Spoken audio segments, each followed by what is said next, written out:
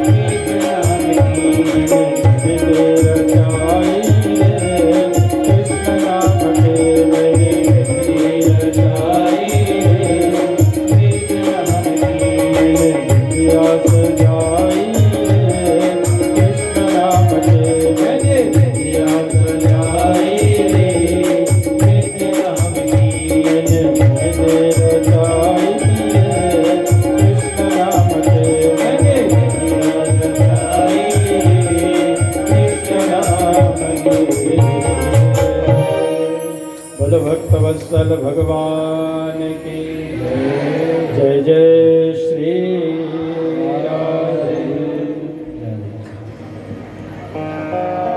श्रीधाम गोकुल के राजा हैं महाराज नंद, मथुरा मंडल के राजा हैं उग्रसेन जी, जिनका पुत्र है कंस।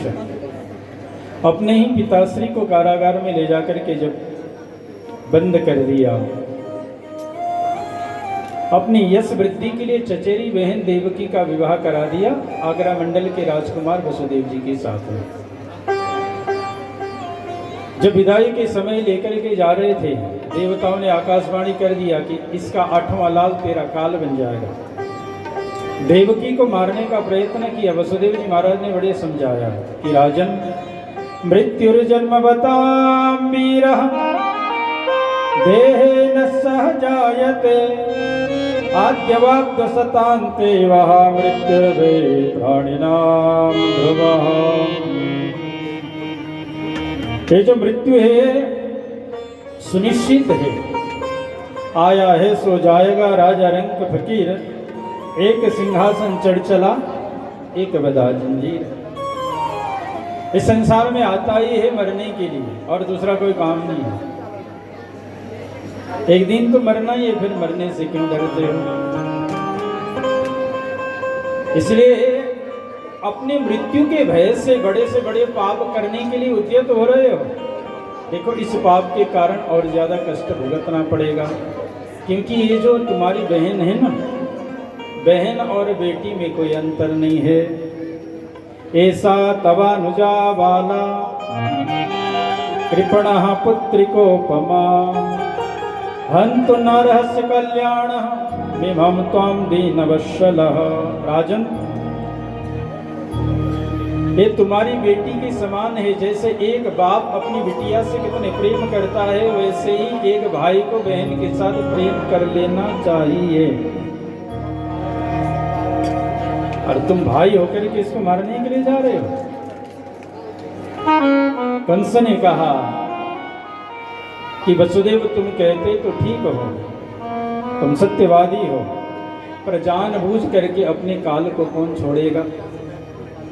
इसलिए मैं इसको ही मार दूंगा तो न रहेगा बांस, न बजेगी बांसुरी। मैं मरूंगा ही नहीं, मैं अजर अमर हो जाऊंगा। ठहाका मार करके हंसने लगा। वसुदेव जी ने कहा कि राजन, तुम जो कहोगे मैं मान लूंगा, पर इसको मैं मारने नहीं दूंगा। तो कंस ने एक तरकीब निकाला, जब तक 8 संतान नहीं होंगे तब तक तुम दोनों को मेरे कारागार में रहना हो तो मैं छोड़ दूंगा।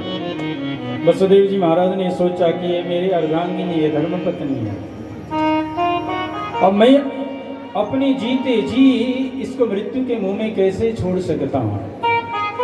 पति का धर्म होता है हर संकट से पत्नी की रक्षा करें, तभी वो पति कहलाने लायक होता है।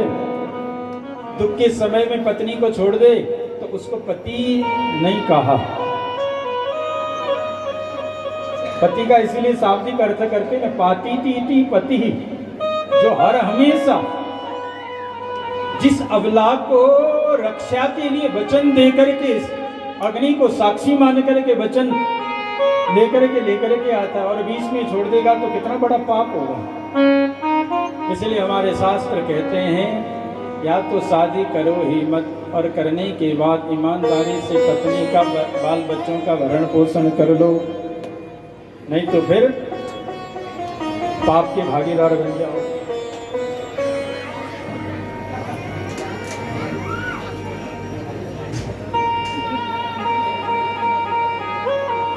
इसीलिए वसुदेव जी महाराज ने सोचा अपने प्राण को भी बाजी में लगा करके अब मुझे मेरी अर्धांगिनी की रक्षा करनी पड़ेगी। इसलिए पत्नी को अर्धांगिनी भी कहते हैं। आपको पता है, पति का पूरा आधा हिस्सा बोलो जी पत्नी होती है, और हर पति के किए हुए कर्म के फल के अधिकारी होती है पत्नी। अच्छे कर्मों के फल के अधिकारी होती है। तो वसुदेव जी महाराज ने कहा कि आप जो कहोगे मैं मानने के लिए तैयार हूं, पर मैं देवकी को मारने नहीं दूंगा। तो कंस ने तो सीधे से बस वही बात कहा, जब तक 8 संतान नहीं होंगे तुम दोनों रहो कारागार में, 8 संतान होते ही मुझे 8वां संतान दे दो और तुम लोग चले जाओ। वसुदेव जी ने स्वीकार किया। कहाँ तो महाराज कितने उत्साह के साथ विदा करके लेकर के जा रहा था, स्वयं रथ में बैठ करके अपनी बहन दामाद को छोड़ने के लिए कहाँ हथकड़ी बेड़ी लगा करके लेकर के आया और आकर के कारागार में डाल दिया। धीरे धीरे समय व्यतीत हुआ, शोर शराबा नहीं करेंगे, सब लोग बैठे रहेंगे। श्री राधे। अभी क्या बांट रहे भैया, बाद में बांटना, या तो बाहर ले जाके बाद में बांटना, अभी बीच में शोर शराबा करोगे 10 मिनट और है। बोलो भक्त वत्सल भगवान, जय जय श्री।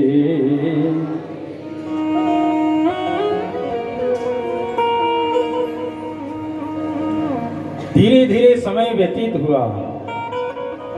प्रथम पुत्र रत्न ने जब जन्म लेकर के आया, बचन की सत्य महाराज पक्के थे वसुदेव जी महाराज, कंस के पास में लेकर के वे कहा कि महाराज ये प्रथम पुत्र। कंस ने सोचा कि आकाशवाणी ने कहा था 8वां बालक, अरे तो पहला है क्या बिगाड़ेगा। मासूम सा बालक को देख करके कहा कि इसको ले जाओ, लालन पालन करो और 8वां ला करके मुझे देना, 7 तुम ही रख लो, कोई बात नहीं, 8वां में दो। भेजा ही था महाराज, वसुदेव जी कारागार तक पहुंचे भी नहीं थे, देवताओं में हलचल हो गया। दुष्ट जब प्रेम करने लग जाए, दुष्ट को जब दया आ जाए तो समझ लेना दुष्ट की दुष्टता समाप्त हो जाती है। जिसके हृदय में दया आ जाए समझ लो वो व्यक्ति कभी दुष्ट बन ही नहीं सकता। चाहे किसी को भी दया के दृष्टि से जब देखने लग जाता तो अपने दुष्टता के दोष को धीरे धीरे धीरे वो छोड़ ही देता है। देवताओं में महाराज हलचल में गए, अब क्या करें। बाबा नारद से निवेदन किया, महाराज जाओ जाकर के कुछ करो, नहीं तो कहीं भगवान आने के वचन दिए थे, कहीं भगवान जी नहीं आएंगे तो हमारा क्या होगा। बाबा नारद आए, महाराज कंस ने बड़े स्वागत सत्कार किया, अष्टदल कमल को लेकर के दिखाया। राजन तुमने उस बच्चे को लौटा तो दिया, पर तुम जानते हो देवताओं की भाषा परोक्ष होती है, परोक्ष बोलते एक चीज और अर्थ और ही कुछ निकाल लेते हैं। इसीलिए संस्कृत भाषा जो है ना, एक शब्द के अनेक अर्थ होते हैं। देखो देवताओं ने 8वां बालक तो कह दिया, पर इसमें से बता तू 8वां पंखुड़ी किसको मानता है। इससे गिनता है महाराज, बगल वाला 8वां आता है, फिर इससे गिनता है, फिर बगल वाला 8वां आ जाता है। पहला भी 8वां हो सकता है, दूसरा भी 8वां हो सकता है। गोलाकार में 8 रख लो और गिनते जाओ, कोई भी 8वां हो सकता है। कंस को समझने में बहुत देर लग गया। बाबा नारद तो महाराज चले गए। कंस ने दोबारा बुलाया और बुला करके प्रथम पुत्र रत्न को महाराज मार डाला है कंस ने। इसी तरह से दूसरा, तीसरा, चौथा, 5वां, 6वां, 6 बालकों को कंस ने बिना सोचे समझे मार दिया। 7वें पुत्र के रूप में साक्षात भगवान शेष जी देवकी के गर्भ में आए। भगवान को चिंता हुई, भगवान ने अपनी योग माया को बुलाया। देवी मेरा एक काम करना। कहा कि प्रभु आदेश करो, क्या काम करना। कहा कि मेरी माँ देवकी अभी गर्भवती है, देवकी के गर्भ को निकाल करके रोहिणी के गर्भ में स्थापित कर दो और तुम स्वयं यशोदा के गर्भ में जाकर के बैठना। और भाद्र कृष्ण अष्टमी के दिन मैं माँ देवकी के गर्भ से प्रकट होकर के आऊंगा और उसी दिन आप भी यशोदा मैया के गर्भ से प्रकट होकर के आना, जन्म लेकर के आना। मेरे पिता श्री वसुदेव जी जब मुझे लेकर के जाएंगे और यशोदा के गोदी में मुझे रख करके आपको उठा करके लेकर के आएंगे और आप कंस के हाथ से छूट करके आकाश में जाकर के अष्टभुजा देवी बन जाना। और पृथ्वी लोक में जब आप आ जाओगे तो तुम्हारे पूजा हो जाएंगे। कुछ लालच भी दे दिया। जब कली काल में मेरी बहन बन करके जब आओगे ना, भगवती दुर्गा को भगवान कृष्ण की बहन माना है, और ये भी सच्चे। और आपको एक बात बताऊं, भगवान कृष्ण की प्राप्ति के जितने भी मंत्र हैं ना, जो श्रेष्ठ मंत्र, सब मंत्रों की अधिष्ठात्री देवी है दुर्गा।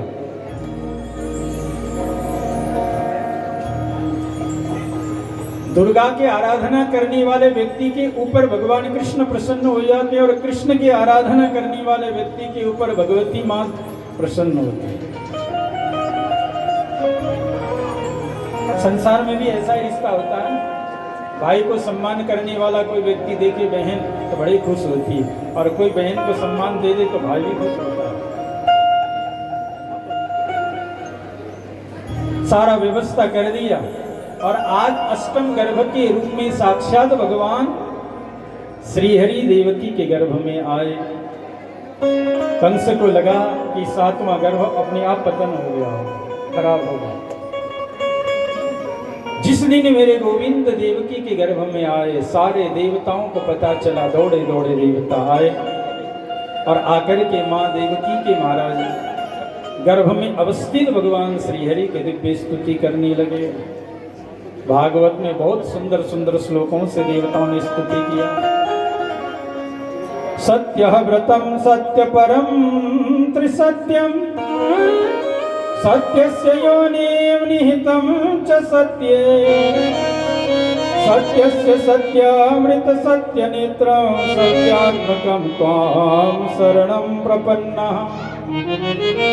सत्य सत्य कहकर के दिव्य स्तुति किया कि प्रभु आप अवतार लेकर के तो आ रहे हो, किसी को मामा बना करके आ रहे हो, किसी को फूफा बना करके आ रहे हो, और कहीं अपने मामा जी समझ करके इस दुष्ट को मत छोड़ देना। आप तो सत्य संकल्प हैं, सत्य स्वरूप है, सत्य निष्ठा वाले, सत्य वचन वाले हैं कि प्रभु आप अपने वचन पे पक्के रहना। देवताओं ने बहुत दिव्य स्तुति किया, और माता देवकी के भी स्तुति किया देवताओं ने, और देवकी के श्री चरणों में प्रणाम करके सब देवता महाराज अपने अपने स्थान को प्रस्थान कर गए। धीरे धीरे समय व्यतीत होता गया। भादो का महीना आया, कृष्ण पक्ष जब महाराज चालू हुआ। भादो के महीने में महाराज बड़ी बारिश होती है, और आज भी अभी खूब बारिश हुई। हम नीचे से आ रहे थे तो इतनी महाराज बारिश हुई, नीचे से इतने आने में भी बारिश खूब हो रही। कन्हैया जी जब आने की तैयारी करते हैं ना, तो बारिश से पहले होना बहुत शुभ माना जाता है।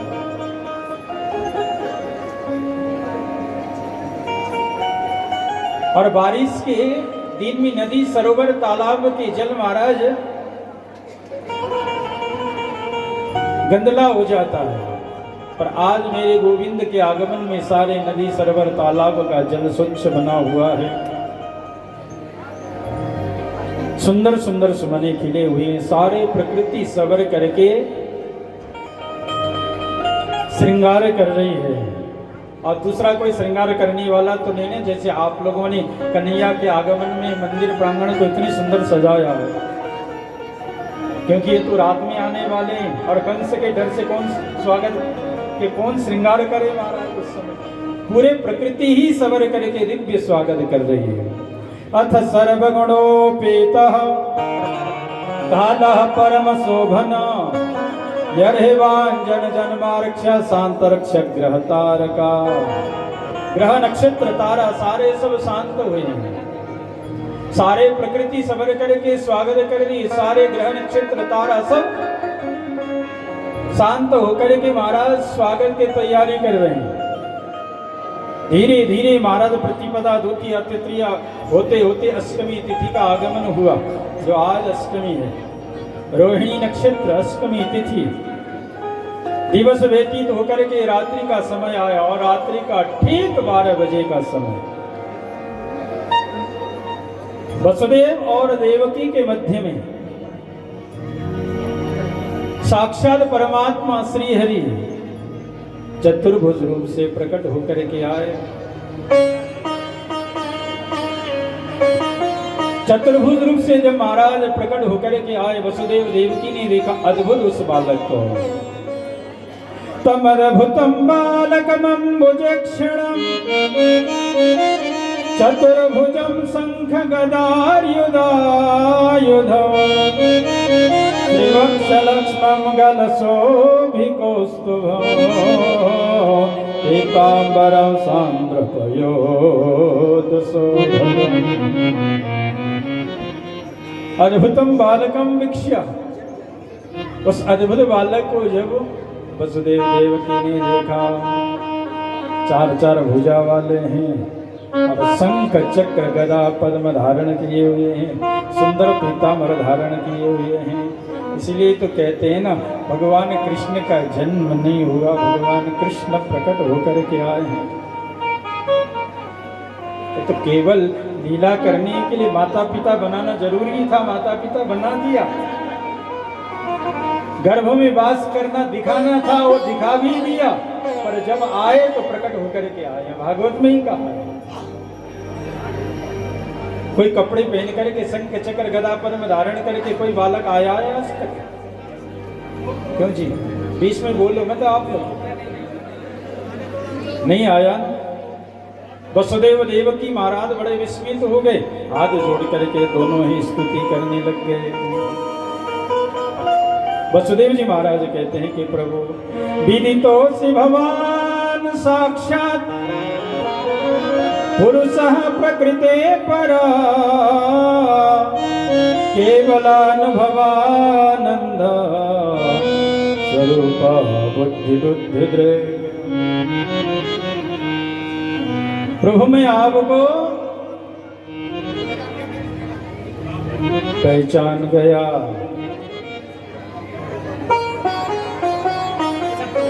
जब महाराज मैं आपको पहचान गया, भगवान ने कहा आप ही नहीं पहचानोगे तो और कौन पहचानेगा मुझे। अब मैं जो कह रहा हूँ ध्यान दे के सुनो। मैं छोटा सा शिशु बनूंगा और मुझे लेकर के गोकुल में जाना। गोकुल में एक कन्या है, उसको लेकर के आना और आगे का कार्य मैं सब संभाल लूंगा। बाहर सब लोग महाराज स्वागत के लिए प्रकृति सबर करके स्वागत कर रही है, तो आइए हम भी स्वागत करने पहले फिर गोकुल की ओर चलते हैं। स्वागतम कृष्णा सुस्वागतम कृष्णा, स्वागतम कृष्णा सुस्वागतम कृष्णा,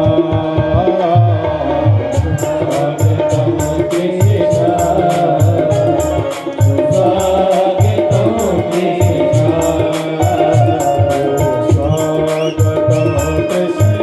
स्वागतम कृष्णा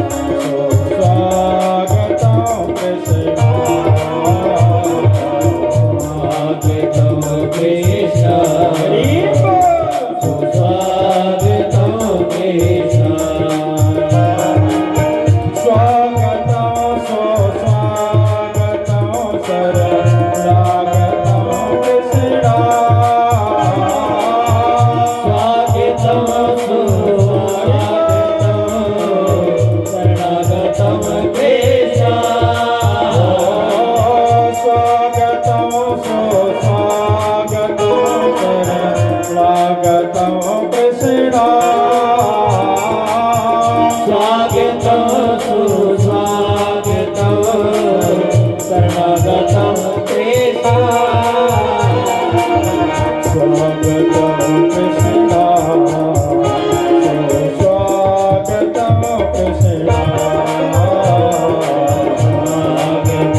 कृष्णा, स्वागतम कृष्णा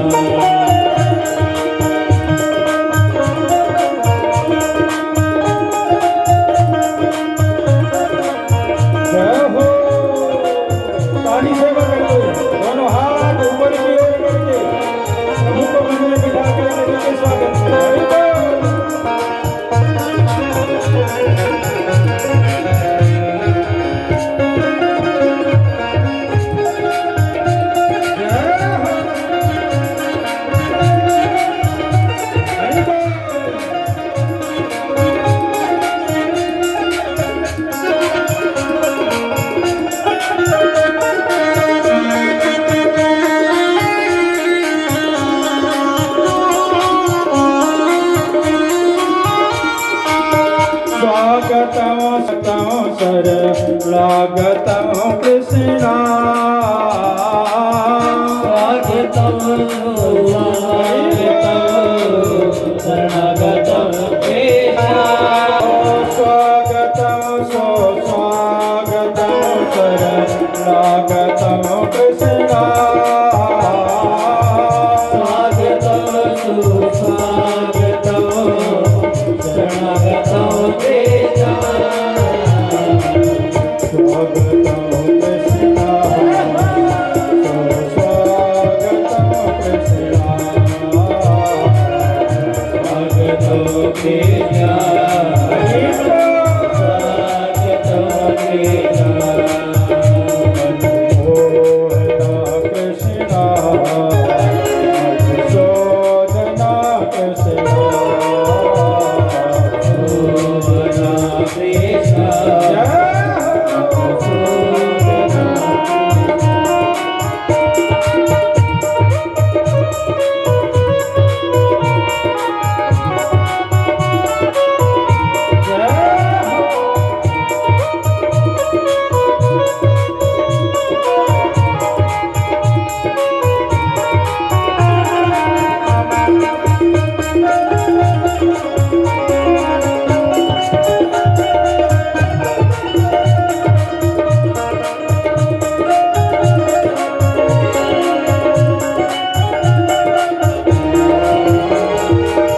स्वागतम स्वागतम शरणागतम कृष्णा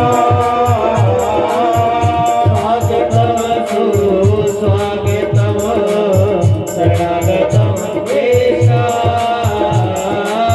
स्वागतम स्वागतम शरणागतम कृष्णा स्वागतम सुस्वागतम शरणागतम केशा स्वागतम केशा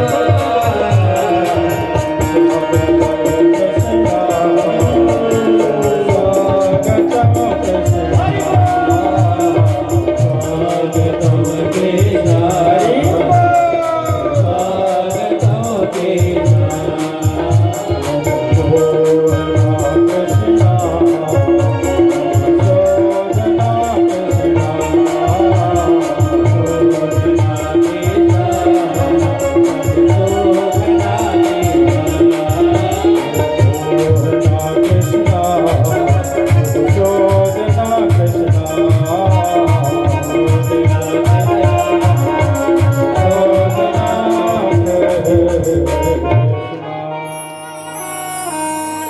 जो मेरे प्रभु वसुदेव देवकी के मध्य में प्रकट होकर के आए सब महाराज प्रकृति भारत से सुंदर स्वागत कर रहे हैं। अभी हल्ला मत मचा भैया। बोलो भक्त वत्सल भगवान की जय जय श्री। बड़े दिव्य महाराज स्वागत के भगवान श्री हरि ने कहा कि आप मुझे जल्दी लेकर के चलो।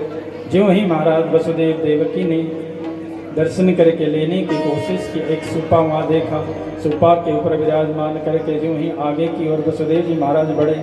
आदेश जो दिया था प्रभु ने, अपने आप महाराज कारागार के दरवाजे खुलने लग गए हैं। सेवक सारे सब सो गए योग निद्रा में। बाहर लेकर के जब आए तो महाराज आकाश के घनों ने देखा अपने घनश्याम जी को। धीरे धीरे महाराज मंद मंद गर्जना कर रहे हैं।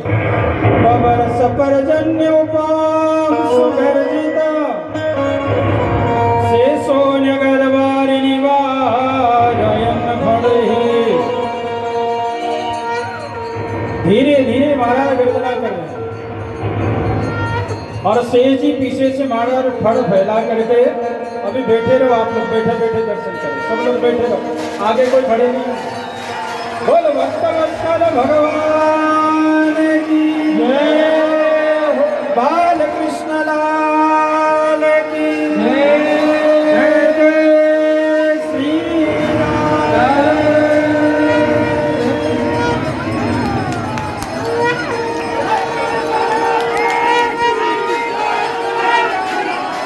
बोल भक्त वत्सल भगवान की जय। आप लोग सब अपनी अपनी जगह पे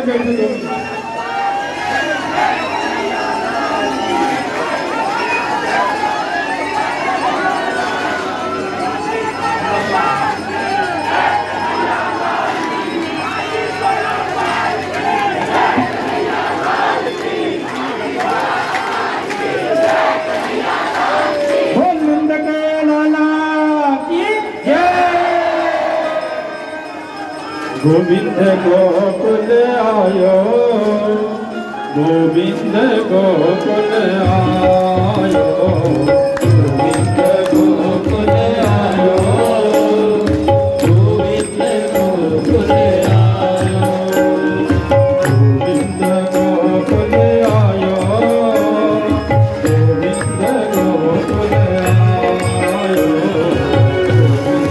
गोकुल आयो, गोविंद गोकुल आयो। नंद भवन में नौबत बाजे, नंद भवन में नौबत बाजे, नंद भवन में नौबत बाजे, नंद भवन में नौबत बाजे, नंद भवन में नौबत बाजे, नंद भवन में नौबत बाजे। मोद बढ़ायो जे आयो, खुद आयो, गोविंद गोकुल आयो, गोविंद गोकुल आयो रे आयो। गोविंद गोकुल आयो, गोविंद गोकुल आयो।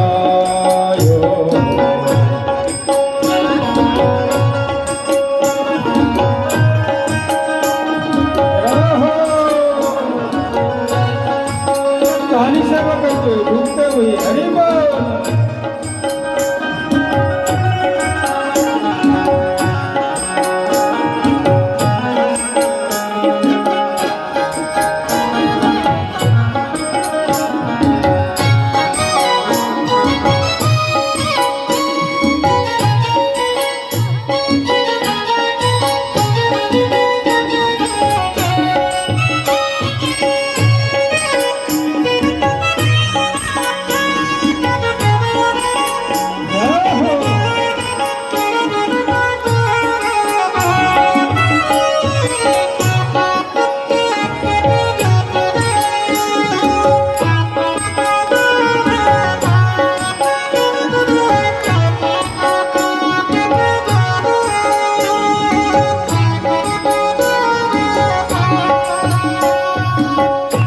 गोकुल होते मथुरा नगरे, गोकुल होते मथुरा नगरी, नित गोकुल होते मथुरा नगरे, गोकुल होते मथुरा नगरी, बीच में बहते है यमुना गहरे, बीच में बहती यमुना बहरी, गोकुल में सुख मथुरा में दुख, गोकुल होते मथुरा में दुख, कंस को मोक्ष सुनायो जे आयो, गोविंद गोकुल आयो, गोविंद गोकुल आयो, रे गोविंद गोकुल आयो रे आयो। गोविंद गोकुल, गोविंद गोकुल आयो, गोविंद गोकुल आयो, गोविंद गोकुल आयो।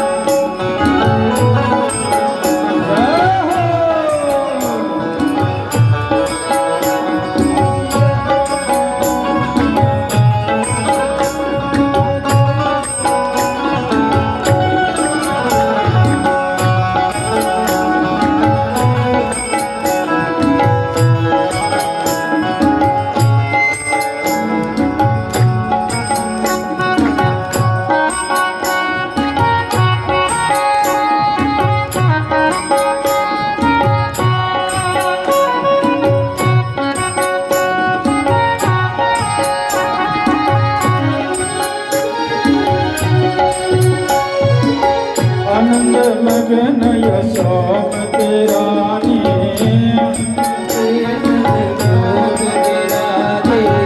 आनंद मगन यशोमती रानी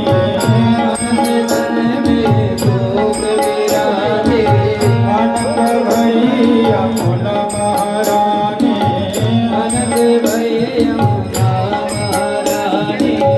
गोपन को सुख गोपन को सुख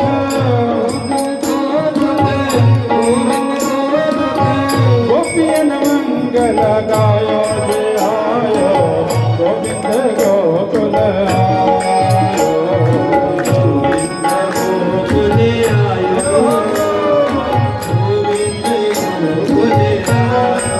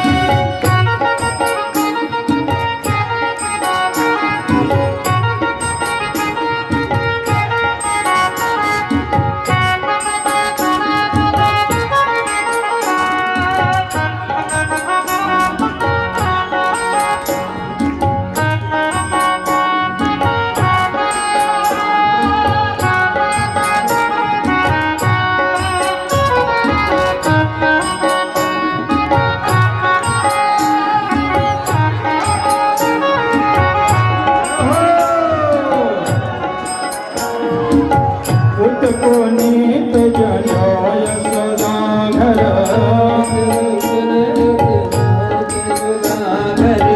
युग युग जे बहना सुधर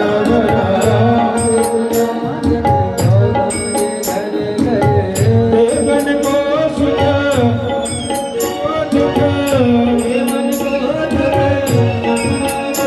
त्रिभुवन आनंद छायो जय आयो गोविंद गोकुल आयो